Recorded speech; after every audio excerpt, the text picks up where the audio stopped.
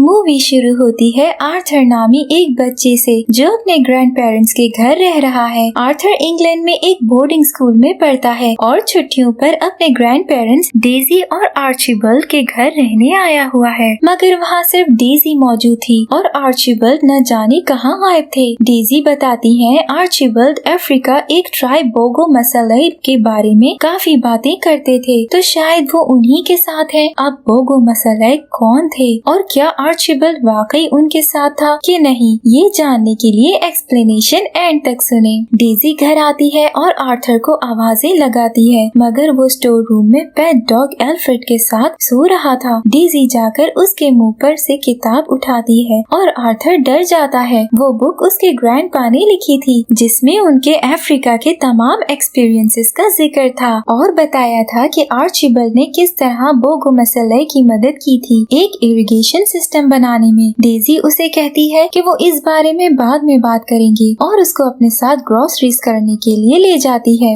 वहाँ वो चुपके से आर्थर की बर्थडे का केक खरीद लेती है क्योंकि आज उसका बर्थडे है और आर्थर ढेर सारे स्ट्रॉस खरीद लेता है। घर पहुंचकर आर्थर अपने ग्रैंडपा का बताया हुआ तरीका इस्तेमाल करके उन स्ट्रॉस को एक पाइप की साइड्स पर लगाकर एक इरिगेशन सिस्टम बना लेता है जिससे वो अपने बैकयार्ड में उगे हुए प्लांट्स को अच्छे से पानी दे सके। वो इस इन्वेंशन से बहुत खुश था कि उसके पेरेंट्स की कॉल आ जाती है। वो शहर से बाहर होते हैं और आर्थर को विश करने के लिए कॉल करते हैं। जब उसे पता चलता है कि उसके पेरेंट्स बर्थडे के लिए नहीं आ रहे तो आर्थर ये सुनकर उदास हो जाता है और डेजी से कहता है कि उसके पेरेंट्स कभी उसकी बर्थडे के लिए उसके साथ नहीं होते। केक काटने के बाद डेजी उसको 2 प्रेजेंट्स देती है, एक बॉल और एक टॉय कार। रात में डेजी आर्थर को आर्चिबल्ड की बुक पढ़ के सुनाती है। वो बताती है कि बोगो मसलाई अफ्रीका का एक ऐसा ट्राइब है जो नेचर की रक्षा करते हैं और उसको ही सब कुछ मानते हैं। उस ट्राइब में बहुत लंबे कद के आदमी हैं जो इस बात पर यकीन रखते हैं कि नेचर ने हर चीज का ऑपोजिट पैदा करके दुनिया को बैलेंस में रखा हुआ है। और इसी बात को प्रूव करते करते बोगोस एक छोटे से ट्राइब से मिलते हैं जिनका नाम मिनीमॉयस था, जिनका साइज सिर्फ इंसान के दांत जितना था। जितने लंबे बोगोस थे मिनीमॉयस उतने ही छोटे थे। ये देख उन्हें लगा कि वो एक दूसरे की हेल्प के लिए ही बने हैं और हमेशा साथ रहने लग गए। आर्थर उस बुक में बनी एक प्रिंसेस को देखता है जिसका नाम प्रिंसेस सेलेनिया था। आर्थर को पहली नजर में ही उससे प्यार हो जाता है। अगली सुबह आर्थर अपनी टॉय कार के साथ बैकयार्ड में खेल रहा होता है कि मिस्टर डेविडो आ जाता है। वो आर्चिबल्ड के वहाँ ना होने का फायदा उठाकर उनका घर जबरदस्ती अपने नाम करवाने के चक्कर में था। डेजी और आर्चिबल्ड काफी कर्जे में डूबे हुए थे जिसको ना चुका पाने की वजह से अब मिस्टर डेविडो उनको कहते हैं कि या तो कागजात पर आर्चिबल्ड के दस्तखत के साथ रकम अदा कर दें या फिर घर खाली कर दें। आर्थर ये सब सुन लेता है। डेजी उसको बताती है कि उसके ग्रैंडपा को बोगो ट्राइब के लोगों ने रूबीज का एक बैग दिया था जिसको उसने यहीं कहीं दबाया था, मगर डेजी आज तक उसको नहीं ढूंढ सकी। मिस्टर डेविडो वापस जाते जाते गुस्से में आर्थर के टॉय कार को पांव मारता है जो जमीन के नीचे एक छोटे टनल में गिर जाती है। आर्थर एल्फ्रेड को कार ढूंढने का कहता है और खुद खजाना ढूंढने लग जाता है। कुछ ना मिलने पर वो वापस उस स्टोर रूम में आता है जहाँ उसके ग्रैंडपा का सामान था और किताब में कोई सबूत या निशानी ढूंढने लगता है जिससे खजाने का पता लग सके। वहाँ उसको प्रिंसेस सेलेनिया की तस्वीर के पीछे बना हुआ एक मैप मिलता है जो उनके बैकयार्ड के पीछे एक जगह का होता है। उस मैप के नीचे लिखा होता है विलियम शेक्सपियर की बात पर गौर करो। वो सोच ही रहा होता है कि डेजी कुछ आदमियों को अंदर ले आती है ताकि वो स्टोर में पड़ी एंटीक चीजों को बेच सके और आर्थर इस बात से काफी नाखुश होता है। किराया ना देने की वजह से उनके फोन की लाइन कट कर दी जाती है, बिजली भी चली जाती है। आर्थर स्टोर में वापस जाता है जहाँ शेक्सपियर का एक कोट लगा होता है। लाइट कैंडल की मदद से उसे पढ़ने की ट्राई करता है जहाँ साथ ही उसे आर्चिबल्ड का एक पूरा मैसेज लिखा मिलता है जो सिर्फ कैंडल की रोशनी में पढ़ा जा सकता है, जिसमें वो बताता है कि खजाना मिनीमॉयस के पास था और उन तक पहुँचने के लिए उसे 10th मून का इंतजार करना होगा जो कि आज ही है। वो आर्थर को अपने ऑफिस जाने का कहता है जिसकी चाबी वो डेजी के कमरे से चुराता है। ऑफिस में एक वॉल्ट से आर्थर को एक चाबी मिलती है। आर्थर उसको उठा लेता है। एक डब्बे के अंदर टेलीस्कोप था और एक पेपर पर मिनी मॉइस तक जाने का पूरा तरीका लिखा था। वो गार्डन में जाके मैप की मदद से वो जगह ढूंढने लगता है। फिर वो ऑफिस से कुछ चीजें लेने जाता है। इस दौरान बाहर 4 लंबे ब्लैक ट्राइबल आदमी आ जाते हैं, जिनको देखकर अल्फ्रेडो डर के भागते हुए जाके आर्थर में टकरा जाता है। वो आदमी आर्थर को बताते हैं कि वो बोगो मसलाई है और मिनी मॉइस तक जाने में उसकी मदद करेंगे। वो टेलीस्कोप को एग्जैक्ट उस जगह पर लगा देते हैं जो मैप में थी। फिर रात 12 बजे फुल मून की रोशनी पड़ते ही उनकी दुनिया में जाने का दरवाजा खुल जाता है। बोगो चीफ आर्थर से कहता है कि अगर वो सामने बैठे मिनी मॉय को कन्विंस करे कि उसका वहाँ जाना जरूरी है तो वो फर्स्ट किंगडम में जा सकता है, जो मिनी मॉयस का घर है। टेलीस्कोप की दूसरी तरफ फर्स्ट किंगडम का बीटा नामी प्रिंस मौजूद होता है और आर्थर उसको बताता है कि वो आर्चिबल्ड का ग्रैंडसन है और उसका वहाँ आकर किंग से मिलना जरूरी है, क्योंकि एक कॉन्ट्रैक्टर आकर उनके घर को तोड़कर जमीन को लेवल करना चाहता था, जिसकी वजह से मिनी मॉयस का घर टूट जाएगा और वो सब मर जाएंगे। कॉन्ट्रैक्टर को रोकने का एक ही तरीका है कि वो उस खजाने को ढूंढकर उस कॉन्ट्रैक्टर को दे दें जो आर्चिबल्ड के मुताबिक फर्स्ट किंगडम में है। ये सुनकर बीटा फेरीमैन से गेट खोलने का कहता है और आर्थर टेलीस्कोप के जरिए श्रिंक होकर एक कार्टून की तरह बन जाता है जैसे बाकी मिनी मॉयस थे और बीटा उसको किंग के पास ले जाता है। पैलेस में जाकर वो देखता है कि प्रिंसेस सेलेनिया पत्थर में गड़ी हुई शाही तलवार निकालने की कोशिश करती है, जिसको निकालने के बाद उसको मिनी मॉयस के गार्डियन बना दिया जाएगा। प्रिंसेस सेलेनिया तलवार निकालने की कोशिश करती है मगर नाकामयाब हो जाती है। आर्थर किंग को कॉन्ट्रैक्टर और अपने ग्रैंडपा के खजाने के बारे में बताता है, जिस पर किंग उससे कहता है आर्चिबल्ड उनका बहुत अच्छा दोस्त था और उनका हीरो भी। मिनी मॉयस को मार्टा लजर्ट नामी एक मिनी मॉयस से खतरा है। वो उसको इविल एम कहते हैं जो अब नेक्रोपोलिस पर